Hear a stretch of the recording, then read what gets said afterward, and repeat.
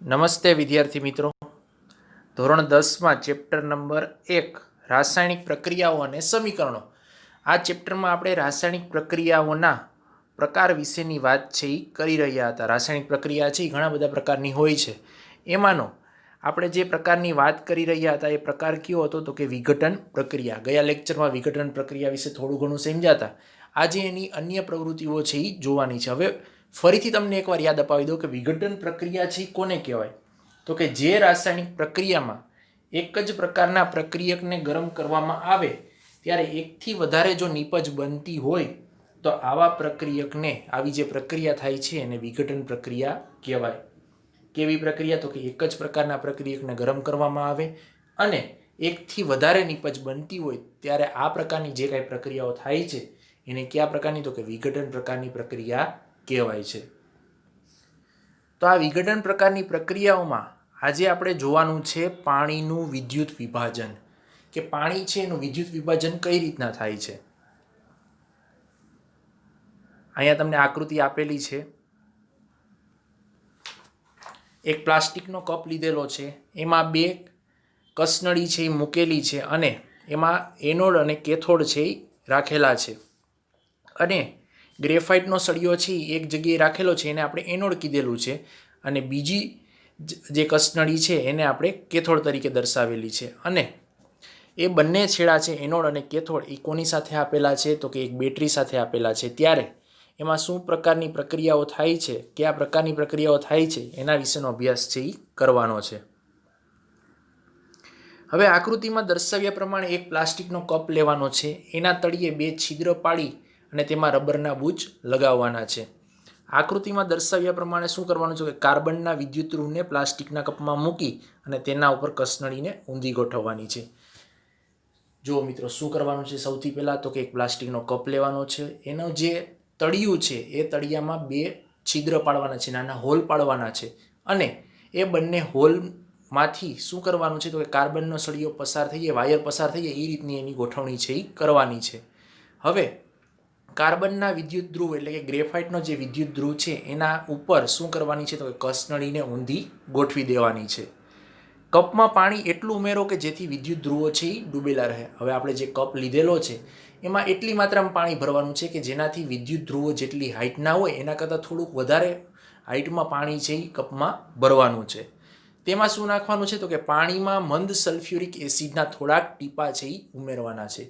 જે તમે કપમાં પાણી લ્યો છો એમાં થોડા ઘણા ટીપા છે મંદ સલ્ફ્યુરિક એસિડના ઉમેરવાના છે. ત્યારબાદ તો કે જે કાંઈ આપણે વિદ્યુત ધ્રુવ બે લીધેલા છે ગ્રેફાઇટના અથવા તો કાર્બનના, એ વિદ્યુત ધ્રુવને આપણે બંને છેડાઓને ક્યાં જોડવાના છે તો કે 6 વોલ્ટની બેટરી સાથે છે એ વાયર વડે જોઈન્ટ કરવાના છે અને વચ્ચે એક સ્વિચ ગોઠવવાની છે અને વિદ્યુત પ્રવાહ છે એ શરૂ કરવાનો છે. વિદ્યુત પ્રવાહ છે એ બંને ધ્રુવને આપવાનો છે બેટરી વડે. ત્યારબાદ થોડીક રાહ જોવાની છે અને શું ઓબ્ઝર્વેશન થાય છે એ આપણે જોવાનું છે. એને લગતા કેટલાક પ્રશ્નોત્તરની આપણે વાત કરીએ. સૌથી પહેલા વિદ્યુત ધ્રુવનો જે ઉપયોગ કરેલો છે આમાં, તો એ વિદ્યુત ધ્રુવ એટલે શું તો કે વિદ્યુત વિભાજનના દ્રાવણમાં ડૂબાડેલા પ્લેટિનમ કે કાર્બનના સળિયા કે જેની સપાટી ઉપર રાસાયણિક પ્રક્રિયાઓ થાય છે તેને વિદ્યુત ધ્રુવ કહે છે. આપણે જે અત્યારે પ્રયોગ કરીએ છીએ એમાં આપણે કાર્બનના સળિયા લીધેલા છે, ગ્રેફાઇટના લીધેલા છે.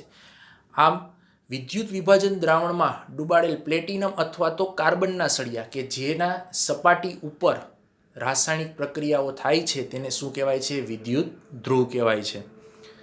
હવે બીજો પ્રશ્ન છે, પાણીના વિદ્યુત વિભાજન દરમિયાન એનોડ વિદ્યુત ધ્રુવ ઉપર કયો વાયુ ઉત્પન્ન થશે.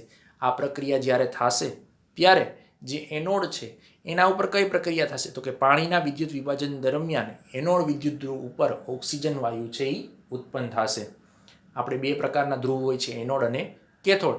એમાંના એનોડ ધ્રુવ ઉપર ઓક્સિજન વાયુ છે એ નિર્માણ પામશે, ઉત્પન્ન થશે. હવે પાણીના વિદ્યુત વિભાજનની જે પ્રક્રિયા થઈ રહી છે એમાં કેથોડ ધ્રુવ ઉપર કયો વાયુ ઉત્પન્ન થશે તો કે પાણીના વિદ્યુત વિભાજન દરમિયાન જે કેથોડ ધ્રુવ છે એના ઉપર હાઇડ્રોજન વાયુ છે એ ઉત્પન્ન થશે. આમ એનોડ ઉપર ઓક્સિજન અને કેથોડ ઉપર હાઇડ્રોજન વાયુ છે એ ઉત્પન્ન થશે. પ્રયોગ દરમિયાન બંને કસનળીમાં ઉત્પન્ન થતા વાયુના કદ સમાન હોય છે. અગત્યનો પ્રશ્ન છે. સ્વાભાવિક છે કે તમને આ પ્રશ્ન થાય પણ ખરા કે બંને ધ્રુવો ઉપર એકમાં ઓક્સિજન અને એકમાં હાઇડ્રોજન વાયુ છે એ ઉત્પન્ન થાય છે તો બે સરખી માત્રામાં ઉત્પન્ન થતા હશે? ના, બંને વાયુઓ છે એ સરખી માત્રામાં ઉત્પન્ન થતા નથી. હવે જે આ વિદ્યુત વિભાજન જે આપણે શબ્દની વાત કરીએ છીએ પાણીના, તો એની રાસાયણિક પ્રક્રિયા છે કેવી હોય છે? અહીંયા આપેલી છે તમને કે H2O એટલે કે પાણી છે એ લીધેલ છે, એમાં હાઇડ્રોજન અને ઓક્સિજનના પરમાણુઓ છે એ રહેલા છે, તમે બધા જાણો છો. અને કયા ફોર્મમાં લીધું હતું? આપણે પ્રવાહી સ્વરૂપમાં, લિક્વિડ ફોર્મમાં લીધું હતું. એને શું કર્યું તો કે વિદ્યુત વિભાજન કર્યું, એમાંથી વિદ્યુત પ્રવાહ છે એ પસાર કરવામાં આવ્યું. ત્યારે શું થયું તો કે H2 એટલે કે હાઇડ્રોજન વાયુ અને O2 એટલે કે ઓક્સિજન વાયુ છે એ છૂટો પડે છે. હવે જે આ ઉત્પન્ન થાય છે ઓક્સિજન વાયુ અને હાઇડ્રોજન વાયુ, એને સળગતી મીણબત્તી પાસે લઈ જઈએ તો શું થાય છે? તો કે સળગતી મીણબત્તી પાસે ઓક્સિજન વાયુને લઈ જઈએ તો એ સળગતો નથી, જ્યારે હાઇડ્રોજન વાયુ છે એ સળગે છે. આ મીણબત્તી પાસે વાયુઓને લઈ જવા માટેનું કારણ શું? તો કે જે વાયુઓ ઉત્પન્ન થાય છે એની ચકાસણી કરવી. ઓક્સિજન વાયુ સળગતો નથી એ તમે જાણી શકો કેવી રીતના? તો કે આપણે મીણબત્તી જ્યારે સળગાવીએ છીએ ત્યારે આજુબાજુની હવામાં ઓક્સિજન વાયુ રહેલો હોય છે, એના લીધે આજુબાજુની હવા છે એ સળગી જતી નથી, ઉલટાનું ઓક્સિજન વાયુ છે એ સળગવામાં મદદરૂપ થાય છે. આ ઉપરાંત જ્યારે હાઇડ્રોજન વાયુ ભરેલી કસ્ટડી લઈ જવામાં આવે કોની બાજુમાં? તો કે મીણબત્તીની બાજુમાં, ત્યારે શું થાય તો કે હાઇડ્રોજન વાયુ છે એ સળગે છે. તો આમ ઓક્સિજન અને હાઇડ્રોજન વાયુ છે વિદ્યુત વિભાજન દરમિયાન ઉત્પન્ન થતા વાયુઓ છે. ત્યાર પછી હજી એક પ્રક્રિયાની વાત કરવાની છે, એ છે સિલ્વર ક્લોરાઇડનું સૂર્યપ્રકાશની હાજરીમાં વિઘટન થવું. વિઘટનની હજી એક પ્રક્રિયા, સિલ્વર ક્લોરાઇડ લેવાનું છે, એની સૂર્યપ્રકાશની હાજરીમાં શું અસર થાય છે, કયા પ્રકારની વિઘટન પ્રક્રિયા થાય છે એ જોવાની છે. સૂર્યપ્રકાશની હાજરી કોઈ પણ જગ્યાએ હોય એવી તમે જગ્યા પસંદ કરી શકો છો. તમારે શું કરવાનું છે તો કે એક ચાઇના ડીશ લેવાની છે. એ ચાઇના ડીશમાં સિલ્વર ક્લોરાઇડ જે આપણે પદાર્થ લેવાનો છે એને એમાં લઈ અને સૂર્યપ્રકાશની હાજરીમાં એને મૂકવાનો છે.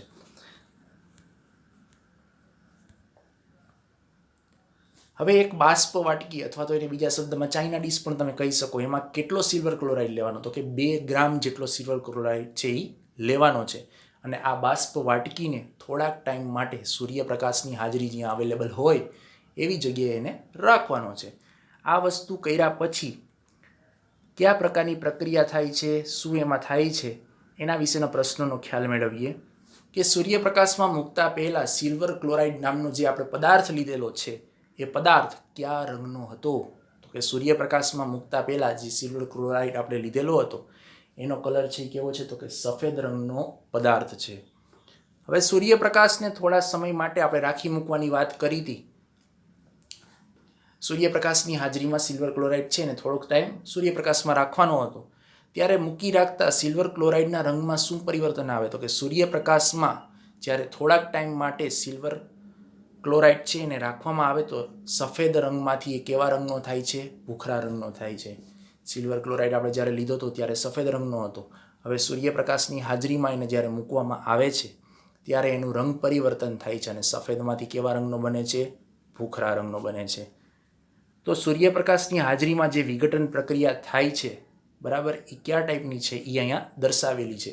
કે AgCl એટલે કે સિલ્વર ક્લોરાઇડ, એની સૂર્યપ્રકાશની હાજરીમાં જ્યારે પ્રક્રિયા થાય છે ત્યારે શું બને છે? તો કે Ag એટલે કે સિલ્વર છે એ છૂટું પડે છે અને સાથે સાથે ક્લોરિન વાયુ છે એ પણ છૂટો પડે છે. હવે સિલ્વર ક્લોરાઇડ છે એની જગ્યાએ આપણે સિલ્વર બ્રોમાઇડ લીધો હોય તો કે એની પ્રક્રિયા છે આ રીતના છે. AgBr એટલે કે સિલ્વર બ્રોમાઇડ, એમાંથી પણ સિલ્વર ધાતુ છે એ એટલે કે ચાંદી છે એ છૂટી પડે છે અને બ્રોમાઇડ વાયુ છે એ પણ છૂટો પડે છે. આમ સૂર્યપ્રકાશની સિલ્વર ક્લોરાઇડની સાથેની પ્રક્રિયાથી શું મળે છે? તો કે શુદ્ધ ચાંદી છે એ મળે છે અને સાથે સાથે ક્લોરિન વાયુ છે એ પણ છૂટો પડે છે. શું સિલ્વર બ્રોમાઇડનું સૂર્યપ્રકાશની હાજરીમાં વિઘટન થાય છે? તો કે હા, સૂર્યપ્રકાશની હાજરીમાં સિલ્વર બ્રોમાઇડ છે એનું વિઘટન થાય છે. એટલા માટે જ આપણને Ag એટલે કે સિલ્વર મળે છે અને સાઈડમાં બ્રોમિન Br2 પણ મળે છે. એટલા માટે સિલ્વર બ્રોમાઇડનું પણ સૂર્યપ્રકાશની હાજરીમાં વિઘટન થાય છે. AgCl અને AgBrનો ઉપયોગ છે ક્યાં થાય છે?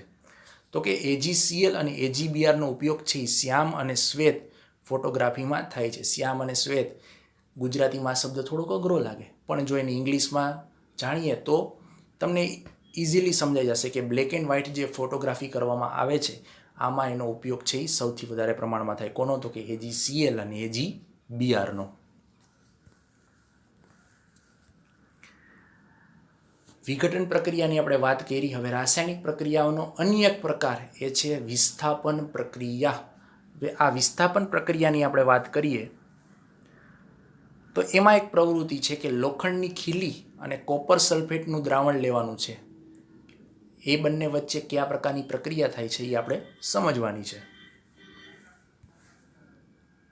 અહીંયા એક તમને કસનળી આપેલી છે.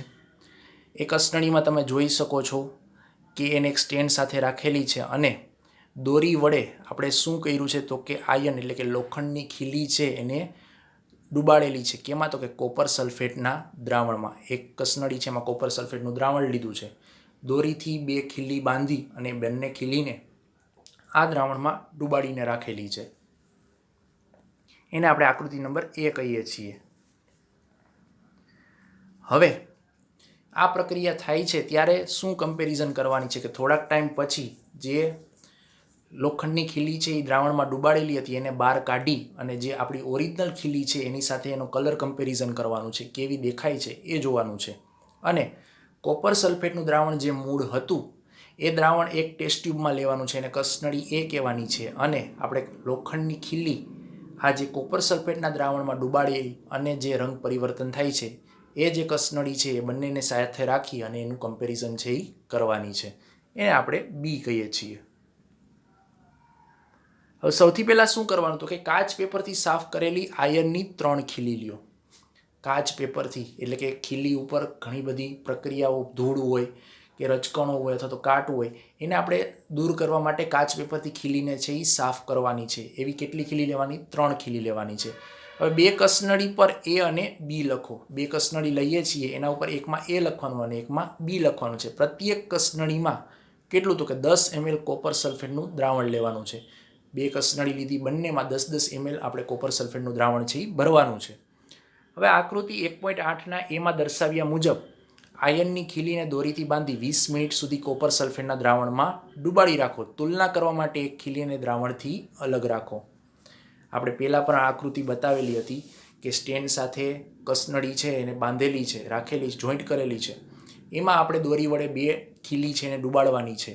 કેટલી મિનિટ સુધી? તો કે 20 મિનિટ સુધી એમાં કોપર સલ્ફેટના દ્રાવણમાં ડુબાડવાની છે. અને એક ખીલી છે એને આપણે ડુબાડવાની નથી, એને બહાર સાઈડમાં રાખવાની છે. 20 મિનિટ પછી આ બંને ખીલીને કોપર સલ્ફેટના દ્રાવણમાંથી શું કરવાની છે?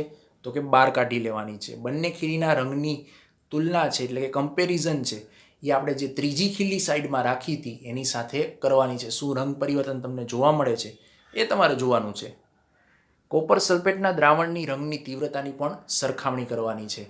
આપણે બે ટેસ્ટ ટ્યુબમાં દ્રાવણ ભર્યું હતું કોપર સલ્ફેટનું 10-10 ml. એમાં એક 10 mlની ટેસ્ટ ટ્યુબમાં આપણે બે ખીલી ડુબાડેલી હતી જ્યારે એક ટેસ્ટ ટ્યુબ છે એમનેમ ભરેલી હતી. હવે જે એમનેમ ભરેલી ટેસ્ટ ટ્યુબ હતી એની સાથે જે ડુબાડેલી ટેસ્ટ ટ્યુબ છે, ખીલી ડુબાડેલી ટેસ્ટ ટ્યુબ, એના કલરની કમ્પેરિઝન કરવાની છે, સરખામણી કરવાની છે. એટલે ટોટલ બે પ્રકારની સરખામણી કરવાની છે. પહેલી સરખામણી તો કે જે બે ખીલી ડુબાડેલી હતી એને એક સાઈડમાં રાખેલી ખીલી હતી એની સાથે કલર કમ્પેરિઝન કરવાની છે. અને બે ટેસ્ટ ટ્યુબ આપણે જે કોપર સલ્ફેટના દ્રાવણની ભરેલી હતી એમાં બે ટેસ્ટ ટ્યુબમાં એક ટેસ્ટ ટ્યુબમાં આપણે જે બે ખીલી ડુબાડેલી છે એક ટેસ્ટ ટ્યુબ અને જે મૂળભૂત ભરેલી હતી એ બંને ટેસ્ટ ટ્યુબની કલર કમ્પેરિઝન છે એ કરવાની છે. હવે એમાંથી તમને કેટલાક પ્રશ્ન છે એ થતા હશે મનમાં, તો એના વિશેનો આપણે અભ્યાસ કરીએ કે આયનની ખીલીને CuSO4 એટલે કે કોપર સલ્ફેટના દ્રાવણમાં જ્યારે મૂકવામાં આવે ત્યારે તે કયા રંગની છે એ બને છે? આયનની ખીલી છે એ જ્યારે કોપર સલ્ફેટના દ્રાવણમાં ડુબાડવામાં આવે ત્યારે ખીલી છે એ કથ્થાઈ રંગની બની જાય છે. હવે પ્રયોગ દરમિયાન કોપર સલ્ફેટના દ્રાવણનો ભૂરો રંગ કેવો બનશે? તો કે પ્રયોગ દરમિયાન કોપર સલ્ફેટનો જે ભૂરો રંગ છે એ લીલો બનશે. આપણે બે કમ્પેરિઝન કરવાની હતી ખીલી સાથે, એક ડુબાડેલી ખીલી અને એક ઓરિજિનલ ખીલી. એ ખીલીમાં જે વાત કરવામાં આવી એમાં ડુબાડેલી ખીલી છે એનો કલર કેવો થઈ જાય છે? તો કે કથ્થાઈ રંગનો થઈ જાય છે. અને જે દ્રાવણ છે એ દ્રાવણ કેવા રંગનું થઈ જાય છે? તો કે ભૂરા રંગમાંથી લીલાશ પડતા રંગનું થઈ જાય છે. હવે આયનની ખીલી એટલે કે લોખંડની ખીલી છે એ કોપર સલ્ફેટના દ્રાવણમાં ડુબાડીએ ત્યારે એના વચ્ચે કઈ એવી પ્રક્રિયા થાય છે કે જેથી કરીને કથ્થાઈ રંગની બને છે અને દ્રાવણ છે એ કેવા રંગનું બને છે તો કે લીલા રંગનું બને છે. તો એ પ્રક્રિયા આપણે સમજીએ.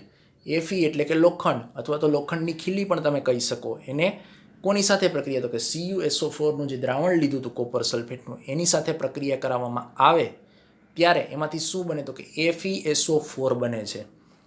લોખંડ એટલે કે Feની કોની સાથે સંયોજન થાય છે કે SO4 એટલે કે સલ્ફેટ સાથે એનું સંયોજન થાય છે. આમ આયન સલ્ફેટ છે એ બને છે અને સાથે સાથે શું છૂટું પડે છે તો કે કોપર છે એ છૂટું પડે છે. આ રાસાયણિક પ્રક્રિયા છે એ થાય છે. આયનની ખીલી છે અને કોપર સલ્ફેટ સાથેની પ્રક્રિયા કયા પ્રકારની પ્રક્રિયા કહેવાય તો કે આયનની ખીલીની જે આ કોપર સલ્ફેટના દ્રાવણ સાથેની પ્રક્રિયા છે એને આપણે વિસ્થાપન પ્રક્રિયા છે એ કહી શકીએ. કારણ કે અહીંયા જે પ્રક્રિયા છે એમાં શું થાય તો કે લોખંડ છે એ સલ્ફેટ સાથે સંયોજાય અને આયન સલ્ફેટ બનાવે છે અને કોપર ધાતુનું શું કરે છે વિસ્થાપન કરે છે અને છૂટી પાડે છે. માટે આ પ્રકારની પ્રક્રિયા છે એને વિસ્થાપન પ્રકારની પ્રક્રિયા કહેવામાં આવે છે. હવે આ વિસ્થાપન પ્રક્રિયા છે એ આપણે કીધી કે આને કહેવામાં આવે છે તો એના ઉદાહરણ ક્યાં ક્યાં છે. હવે પહેલાં તો વિસ્થાપન પ્રક્રિયા સમજીએ કે જે રાસાયણિક પ્રક્રિયામાં વધુ ક્રિયાશીલ તત્વ એ ઓછા ક્રિયાશીલ તત્વને તેના સંયોજનમાંથી દૂર કરે તેને વિસ્થાપન પ્રક્રિયા છે એ કહેવાય છે. જુઓ મિત્રો, રાસાયણિક પ્રક્રિયામાં ક્યાં તો કે વધુ ક્રિયાશીલ તત્વ છે એ ઓછા ક્રિયાશીલ તત્વને તેના સંયોજન એટલે કે જે આપણે દ્રાવણ લીધેલું હોય એમાંથી એને દૂર કરી નાખે આવી જે પ્રક્રિયા થાય છે એને કેવી કહેવાય તો કે વિસ્થાપન પ્રક્રિયા કહેવાય છે. એનું ઉદાહરણ અહીં આપેલું છે. એક છે Zn એટલે કે ઝિંક, એનું AgNO3 સિલ્વર નાઇટ્રેટ સાથે પ્રક્રિયા કરવામાં આવે ત્યારે ઝિંક નાઇટ્રેટ એટલે કે ZnNO3 ટ્વાઇસ બને છે અને Ag એટલે કે સિલ્વર ધાતુ છે એ છૂટી પડે છે. આમ ઝિંકે શું કર્યું તો કે સિલ્વરનું વિસ્થાપન છે એ કર્યું કહેવાય. અને એક બીજું ઉદાહરણ છે Feનું CuSO4 સાથે. એ હમણાં આપણે ભણી ગયા કે લોખંડ છે એ કોપર ધાતુનું વિસ્થાપન છે એ કરે છે. ત્રીજું છે Feની જેમ શું લીધું છે, Feની જગ્યાએ Zn ઝિંક લઈએ તો એની કોપર સલ્ફેટના દ્રાવણ સાથે પ્રક્રિયા કરવામાં આવે તો ZnSO4 એટલે કે ઝિંક સલ્ફેટ બને છે અને કોપર ધાતુ આમાં પણ વિસ્થાપન પામે છે.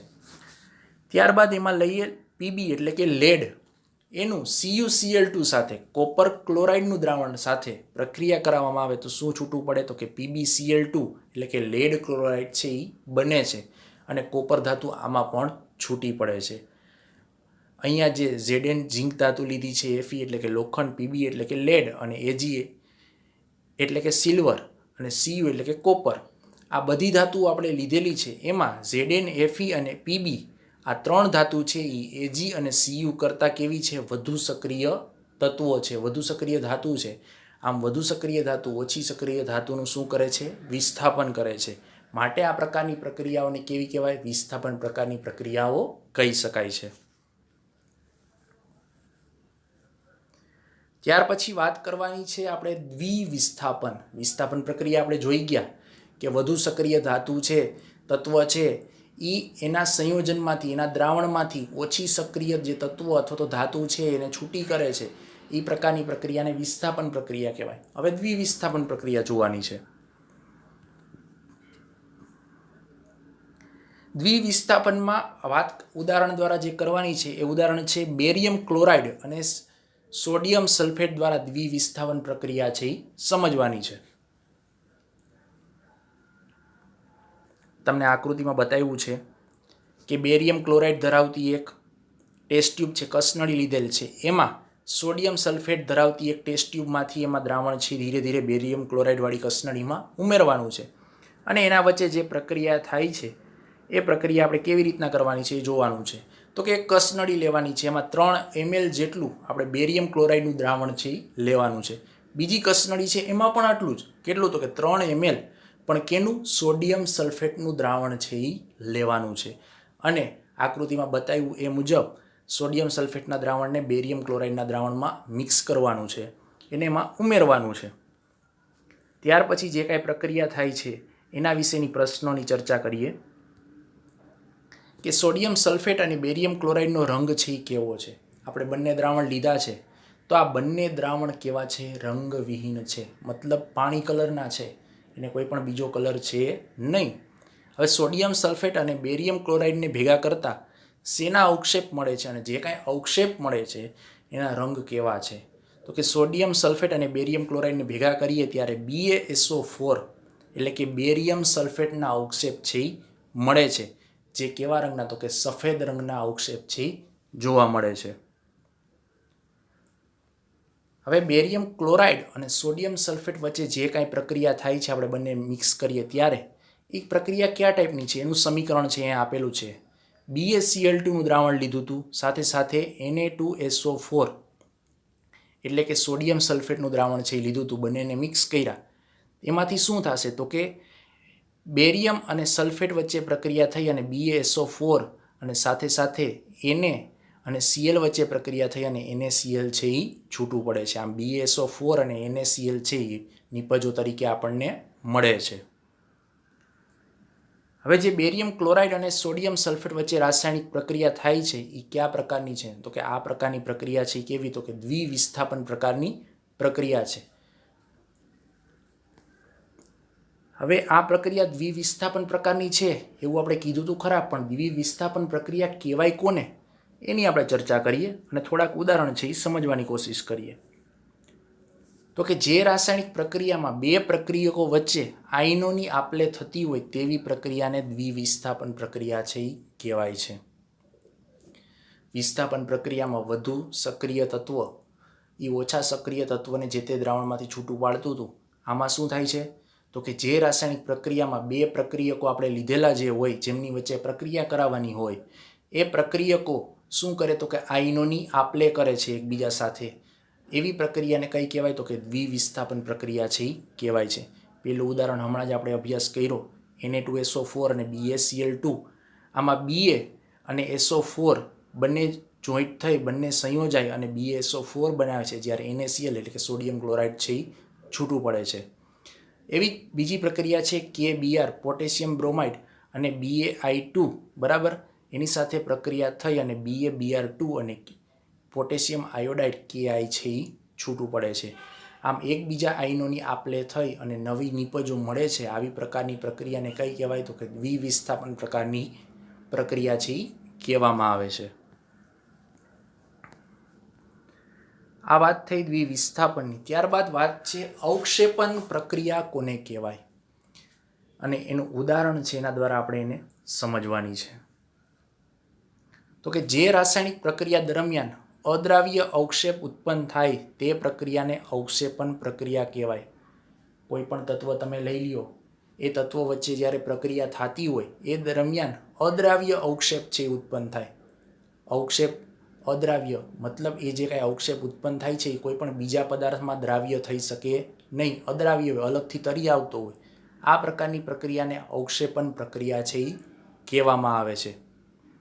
એનું ઉદાહરણ આપણે જોઈએ તો કે BaCl2 બેરિયમ ક્લોરાઇડ છે એનો Ba2+ આયન તથા Na2SO4 નો SO4 2- આયન વચ્ચે પ્રક્રિયા થતાં BaSO4ના સફેદ અવક્ષેપ છે આપણને મળે છે, જે પાણીમાં કેવા છે? અદ્રાવ્ય છે. જો મિત્રો, BaCl2 બેરિયમ ક્લોરાઇડ અને Na2SO4 એટલે કે સોડિયમ સલ્ફેટ વચ્ચે રાસાયણિક પ્રક્રિયા કરવામાં આવે ત્યારે જે BaSO4ના સફેદ અવક્ષેપ મળે છે એ સફેદ અવક્ષેપ કેવા છે? તો કે અદ્રાવ્ય છે. એ ઓગળતા નથી, પાણીમાં કેવા છે? અદ્રાવ્ય છે.